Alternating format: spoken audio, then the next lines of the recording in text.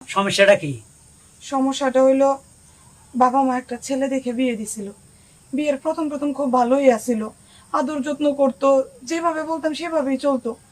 বিয়ের কয়েক মাস পর থেকে আমারে খালি মায়ের দৌড় করে, কোনো কিছু আনতে কইলে আনবো না, সংসারে বাজার করতে করলে কইবো না। আমি যদি কই উত্তর দিকে যাইতে চাই দক্ষিণ দিকে, কইলে পশ্চিম দিকে যেতে কই পূর্ব দিকে। আর দৌড়া দৌড়া মারে আর বাপ মা তুলে গালাগালি করে। আহা, আদর করে না? আদর করা তো দূরের কথা, আমার কথাটাই শুনতে পারে না। মহিলার দিকে মায়া হয়েছে, একটু ভালো করে কাজ করে দিও। আর তুই মায়া মায়া করিস না, আমি কথা বলতেছি, পাকনামি করবি না। আমি যদি কোনো কিছু বুঝাই কইতে যাই, আমারে চুপ করে দেয়, আমার একটা কথাও শুনতে চায় না। কেন যে এমন করতেছে কিছু বুঝি না বাবা। আহা, আপনার দরকার ছিল এইরকম একটা স্বামী, তাই না? এই ছেলেটা অনেক ভদ্র, এরকম একটা স্বামী হইলে সুখী হইতে পারতেন। কারণ এটার কি সুরাহা হইব?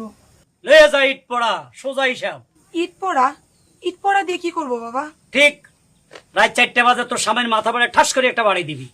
হায় হায়, তাহলে আমার স্বামী তো মরে যাইবো।